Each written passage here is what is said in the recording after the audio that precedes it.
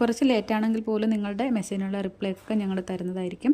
അപ്പോൾ നിങ്ങൾക്ക് ഇഷ്ടമുള്ള പ്ലാന്റ്സ് ഒക്കെ ഏതാണെന്ന് പറഞ്ഞാൽ ഞങ്ങളത് അയച്ചു തരുന്നതായിരിക്കും.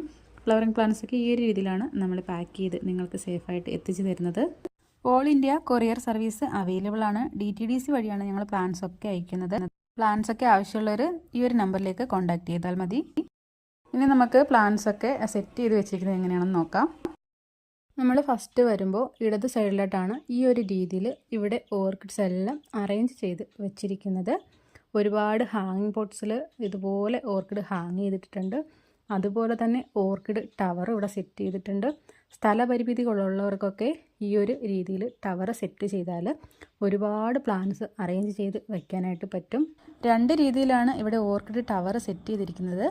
ഒരു രീതി എന്ന് പറയുന്നത് ചട്ടികൾ മാത്രം ഹാങ് ചെയ്തിട്ടിട്ടുണ്ട്.